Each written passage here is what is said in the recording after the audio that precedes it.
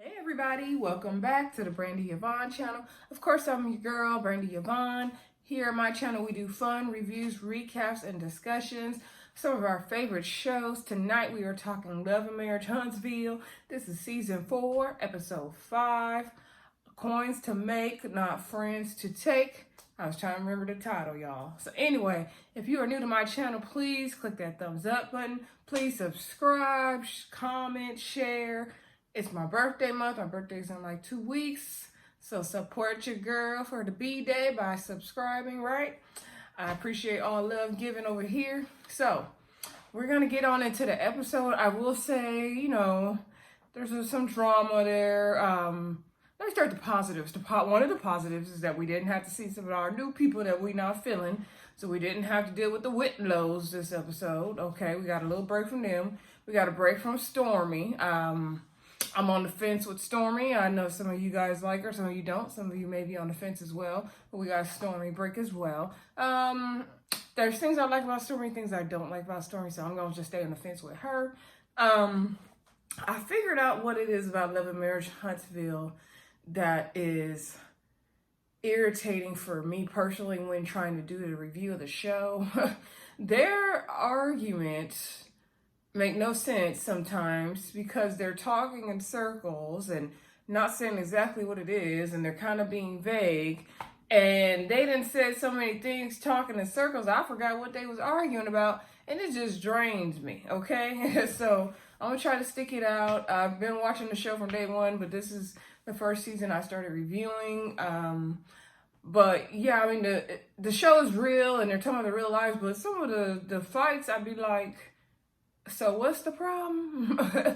And I'm gonna get to the whole Mel and Destiny thing at the end. I may have some unpopular opinions, but that's just, this is my channel, so this is what we gonna do. Anyway, let's just get into it, y'all. So the episode starts off where we left off with Keke and her bright sweater, okay? And she came outside. Her and Tisha was fussing and fighting down in black. Tisha ran outside and called Kimmy. She's shaking mad.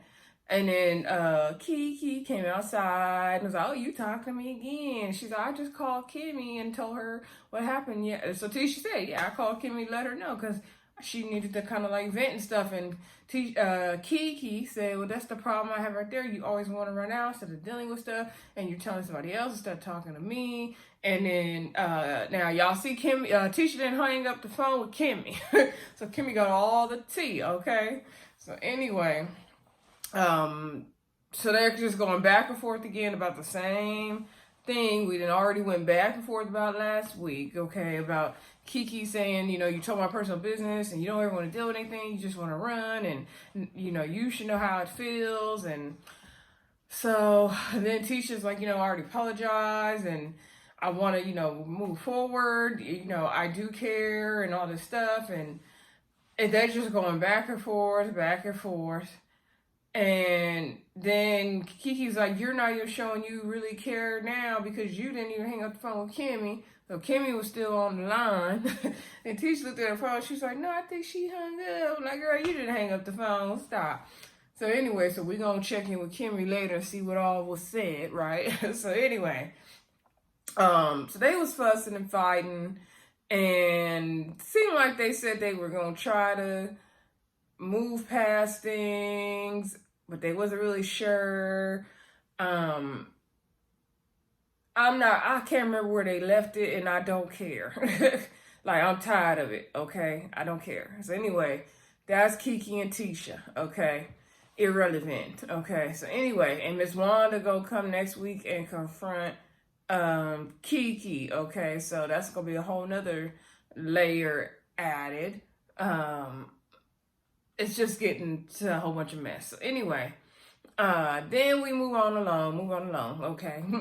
So then we're at Scolt, and we see Martel in there with his suit on, his hard hat, he working. Here come Martel with his little suit on, and then he gonna say to Marcel, oh, I see, what you have, Wednesday start, what day is it, Tuesday or Wednesday? And Marcel's like, yeah, it's Wednesday. And I'm like, Martel, you don't know the days of the week? You ain't working, is you? No, anyway. So then he's like, oh, you went to Wednesday service or something? Marcel said, I said the same about you. Marcel got a quick wit. I like that. So anyway, they're, sit down and talk. And Martel said, oh, I missed you at the book signing event. Marcel said, how was it? Martel lets him know, the kids weren't there. And then, their authors at the book too. And Marcel's like, oh, man, really? Oh. And then he was like, well, what was the reason? He's like, the only reason really was because it wasn't her weekend. Duh, Martel, that is the only reason.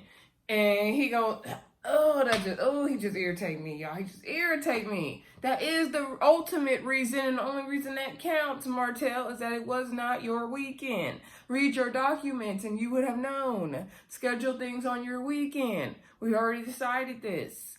We already helped you figure it out last week.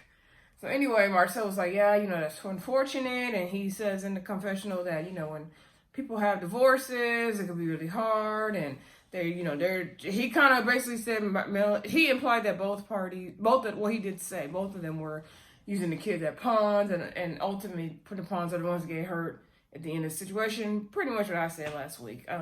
Marcel feels like maybe Melanie could have tried to bring the kids there. At the end of the day, it doesn't matter. It was her weekend. She had death in the family. Yeah, she maybe could have made some kind of arrangements, but they're not there yet, y'all. They are not there on their co-parenting yet. It's very toxic still, okay? In a healthy situation, yeah, she couldn't have made an exception. Let the kids go a few hours and then pick them up and take them on down to where her family was going to be for the funeral. But they can't see past their bull to do that, okay? So anyway, so he lets him know that he's going to have his wine tasting event down in Atlanta. And so, then he's like, oh, we're gonna invite, he's like, your friend, your family, whoever. And Martel said, yeah, I'm, want to make it a guys trip in Atlanta. So then, of course, the music was like, what? Guys trip in Atlanta? And the tone of the music, and Marcel comes like, and he was like, what are we gonna do out there? And then he was like, Martel's like, oh, we're not going to clubs or anything like that. We're gonna, study the Bible. Did he say study the Bible? I swore he said study the Bible. And so then Marcel's like, well, I'm down to go to the club and the lounge. Like, Marcel, basically, I don't care if we have another picture like this other one. Because Marcel don't care, okay? And so then Marcel's like, well, yeah, I'm single. I can be in the club. Marcel's like, yeah, so I'm not single, but I can still be in the club. And in his confessional, he said that, him and nobody's opinions matter, all the cheating rumors, all that. So all the stuff y'all say about Marcel cheating on Tisha, he don't care. The only opinion he said that matters to him, number one in his book, is Tisha's, okay? So anyway, and when it comes to Marcel and Tisha, until we get some concrete evidence, I don't think that man is cheating on his wife. I think he likes to make it look like it, though. I think he likes to have you guys guessing. I don't think he's cheated on his wife. Until something comes out concrete, I'm not going to believe that, okay? So anyway, I don't necessarily like all the ways he treats his wife, though. There's things I do like about their partnership, the way they built their business together, and he really does include her, as we can see on this episode. But there's things I don't like the way he talks to her and doesn't give her comfort and security in her relationship. That's what I don't like about Marcel. So anyway, I didn't even go off on a tangent on that, y'all, but I don't think I ever shared that opinion over here. So just wanted to share that. So Martel was like, yeah, we're going to get a guys trip and all this stuff. So anyway, and talking about, it's going to be for the wine tasting, okay, that he has coming up. So then Martel gets to the reason why he really came up in there. And then he's like, I've been thinking, when I was part of school, I helped build school with you, and we did a lot of great things together. And I was, interested and wondering, would you be interested in me buying back into school?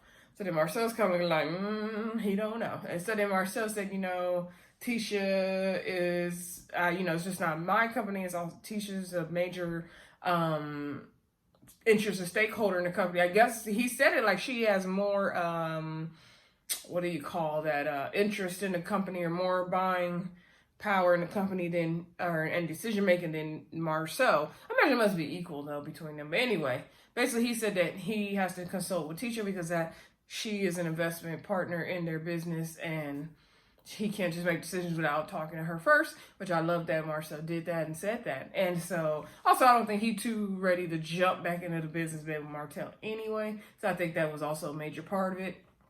So Tisha was a good, convenient answer, right? But good, he's including his wife, right? So anyway, then he said, well, maybe, I would rather start out on a trial basis. Let's do a joint venture project together and then see, how that goes, kind of like a tester, like test pilot to see if they'll be able to work well together again. So he does propose Destiny's beauty suites or salon suites that she's building in her building space where her store is, that Marcel is on that project still. And so he said, you could be a part of that and we'll see how that goes. And so Martel was like, oh yeah, that sounds good, starting out with something small and seeing where it goes. So basically, like, that's small compared to the things they've done in the past, right? And we've known that from watching the show. You can tell that was not the not the answer that Martel wanted, though, right? So then Martel said, okay, besides still doing that and having talked to Tisha, do you think just from right now, could you give me an answer on it just from before you even talk to Tisha, what are you thinking? And so he said, I think it's something to definitely consider, and we made a lot of money together, we worked well together. And Marcel does say in the confessional that Marcel and Martel split ties with the company just because their ideas of how to run a business and grow further were too different. So I'll be interested to know more about that, and if they could dive deeper into what exactly their differences in business were. I think that would be way more interesting than some of this other stuff going on, but that's just my opinion, y'all. So anyway, moving on along, we see I believe we saw Kimmy and Maurice. They were getting looked like a little home theater. They were getting together. I was like, how big is that house they got? So anyway, and Maurice was putting the TVs up in there and getting it together. And Kimmy said she turned on when she see her man working with his hands again, because it reminds her when they first got married and he used to work with his hands. I know that's right, Kimmy. Kimmy and Maurice are super cute. I love that green confessional look of Kimmy's with the red hair. She's giving me green ivy teas all day. So anyway, so she was telling, he asked her for some lemonade, but she didn't have it, y'all. So then she's like, I didn't know you wanted some, babe. But she's like, anyway, she wanted to tell her story. She don't care about getting him no lemonade. So she was like, yeah, I was on I was sitting down watching TV, and Tisha called me in a panic, and she told me about the fight she had with Keke, and then I could hear Keke in the background coming up and saying, like, who are you talking to? And basically, Kimmy can hear the whole fight, because, the phone didn't get hung up, and we knew Kimmy stayed on the phone listening, because we all would have did the same thing, okay? So Kimmy was explaining what she heard on the phone about, Tisha and Keke going back and forth, about Keke feeling like Tisha told her business, and Keke bringing up Tisha at the Christmas party. And so Maurice basically told Kimmy, like, now Miss Wanda's going to have to get involved, and then somehow you're going to be in the middle of it. And I'm like, well, why does Miss Wanda? I mean, we know Miss Wanda's going to get involved because we saw the previews, and because it's Miss Wanda, and she don't play about Tisha. I don't think Tisha should purposely involve Miss Wanda, though. That's kind of like, girl, you need to fight your own battles. But, Tisha been doing that since the beginning of the season. Beginning of the show. So, we not surprised. So, anyway, Kimmy's like, they've been fussing and fighting all the time and makeup. Like, I'm not in it. I don't want to be in this one. I don't want to be none of them. And I don't blame Kimmy. Kimmy shouldn't have to be in it. But they do figure out a way to make her be in the middle of everything, right? So, then let's see, moving forward, we see Destiny go down to Maurice's financial office, okay?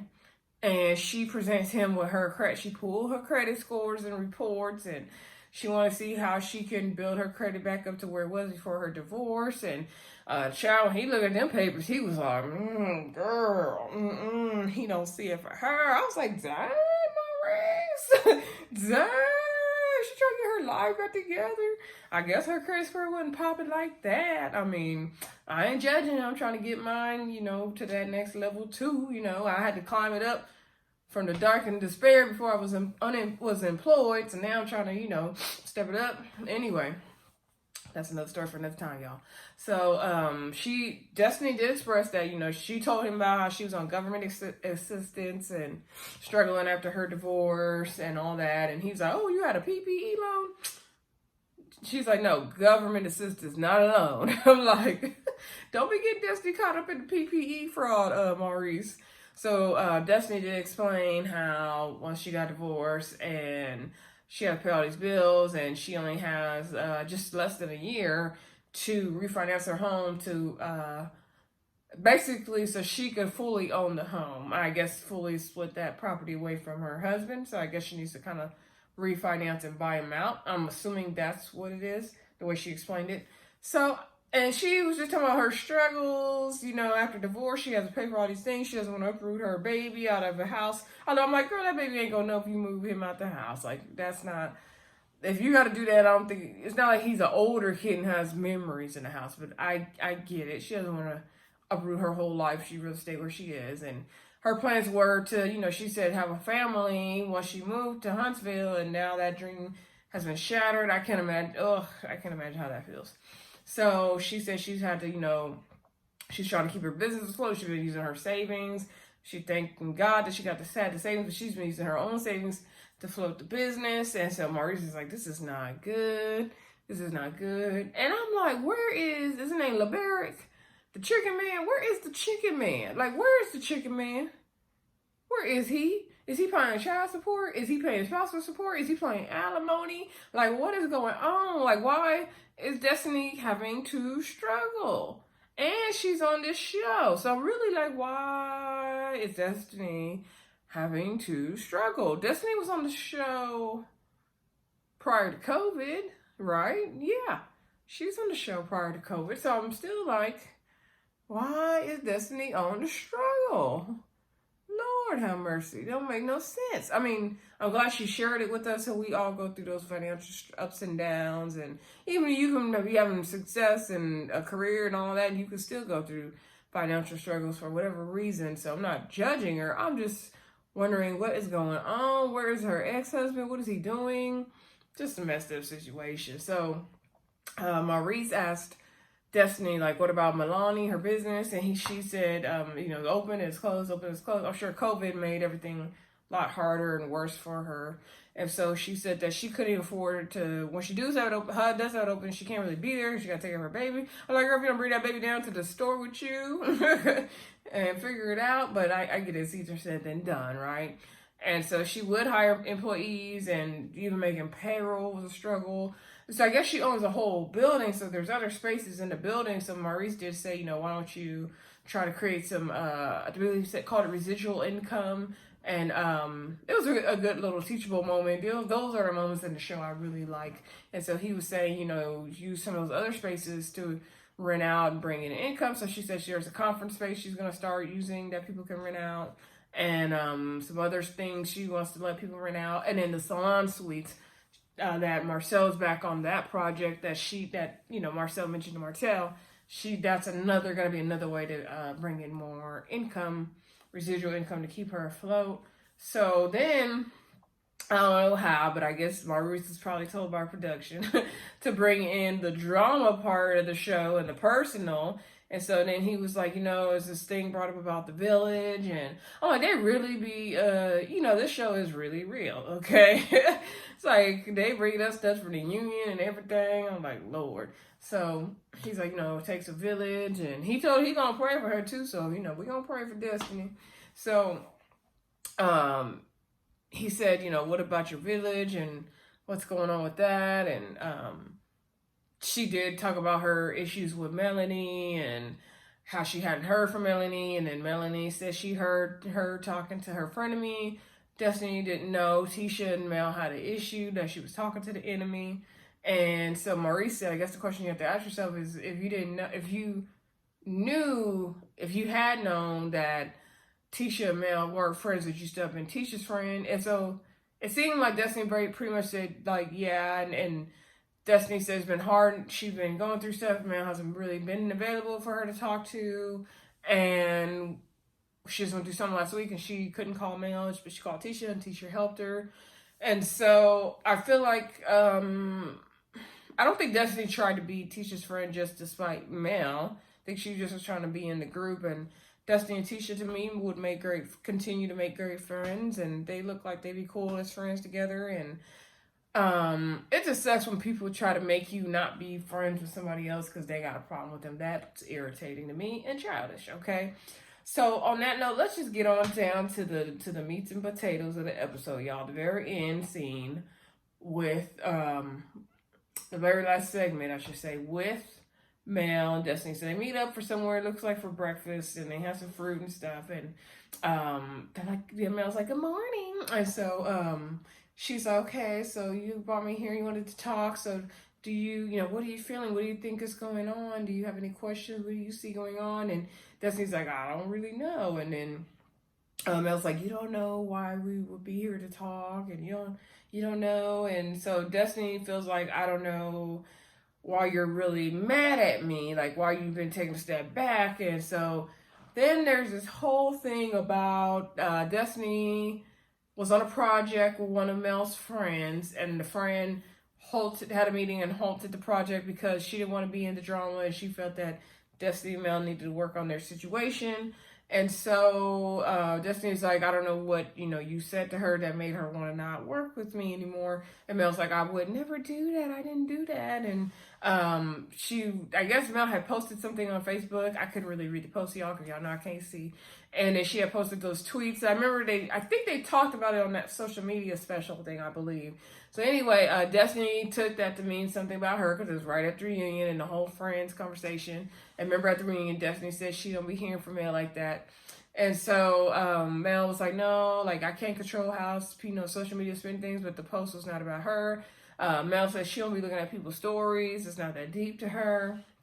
And so she said that person not working with you, had nothing to do with me. They were just kind of like trying to say something without saying something is the way I took it. Let me know what y'all thought in the comments.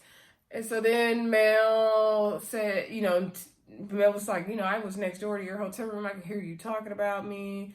And then, before that, Mel was like, you're saying I haven't talked to you. What are you saying? Like, I've reached out to you. You haven't been reaching out to me.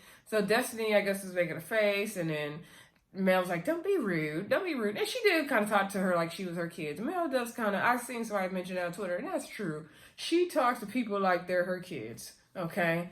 And so then Mel brings out her phone with text message receipts, her conversation with Destiny. All the time she's reaching out and Destiny's not replying. And then there's a few Destiny's replies, something about chillaxing. Destiny says she don't use the word chillaxing, but it looked like it was her text messages. Now, I don't think Mel would take the time to dock her up no text messages, okay? So that's why I might have to call Destiny out on that part. She wouldn't take that time. I don't think so. As busy, as that lady is, I don't think she would do that. Mel don't operate like that, in my opinion. Let me know what y'all think in the comments. So then they're going back and forth, and Mel says, I could hear you guys, I didn't think you would want to be associated with my frenemy. Destiny's like, I didn't know that you and her had a problem with her. And Melanie's, you did know about our friendship. And then Melanie said, I call you, and when I talk to you on the phone, and then you be saying, oh, your ex-husband girl is on the other line. And Martel said, y'all talk every day. And why would you still be talking to him, associating him? And he's trying to, ruin me on social media and all this stuff. And then they basically ended on a bad note, and Destiny was making faces looking all kind of crazy. Then she's like, God bless you, I'm praying for you. Mel's like, no. She said, Lord have mercy, and God, she's like, yes, he has mercy. She's like, don't pray for me, I don't want them prayers from you. And she walked out. Melanie was mad. She's like, that's when she said, I got coins to make, I don't have these friends to deal with. She ain't got the time for it, okay? And then Destiny walked out. So I probably missed some parts of the argument, but I don't really care. It was draining. It was tired. Okay. My thing is this. I do like Destiny. Okay. There's some things about Destiny we didn't like in the beginning. I feel like there's some things we're missing about Destiny's story. Okay. I like Mel. There's things I like about Mel. There's things I don't like about Mel. And this is one of them in this situation. So Destiny has made it clear, very, very clear, that she was always Martel's friend first. And she met Melanie through Martel. So we have girl code women. We both went through divorces. And Mel did bring up the point of, Destiny, when you went through what you went through and you didn't even tell me and you kind of took time for yourself, that's good and that's fine. But when I want to do that, it's a problem. I think the issue with Mel is she uses that to kind of weaponize. She does have a pattern with her friends, in my opinion. She uses, has friends as long as she needs them, but then when she's ready to take that step back, she takes that step back. And that's okay to take a step back. There's nothing wrong with that, taking time for yourself. Trust me, nothing wrong with that. But it's the way she, I think, just goes about it. And then when people call her out on it, I don't think she starts out taking time. I think she starts out starting to distance herself from the person. And then when she's called out on it, now all of a sudden she's taking time and self-care. I think that's how it comes across to me. Okay, I'm not saying she can't be taking self-time, but it don't come across like that's what was her main intention. Also, I don't think it's fair. Mel has these weird friend expectations that I do not like. I don't like when friends do this. I've went through this kind of thing in college. Melanie is a couple years older than me, so I don't understand how she's still on this hype. But just because you have an issue with somebody don't mean I need to have an issue with somebody. That's not how life works. I'm not going to burn bridge for somebody else. That's not how life works. So Destiny wants her not to be friends with, Mel wants Destiny not to be friends with Martel all of a sudden because of Martel and Melanie and the divorce stuff. That's not really fair. Granted, Destiny was their friend when they were still a couple, but she knew Martel first. That'd be kind of weird. She was all of a sudden oh, Martel, I can't be your friend now because you and Melanie, you cheated on Melanie, and now this and this and this. She could call him out on his BS.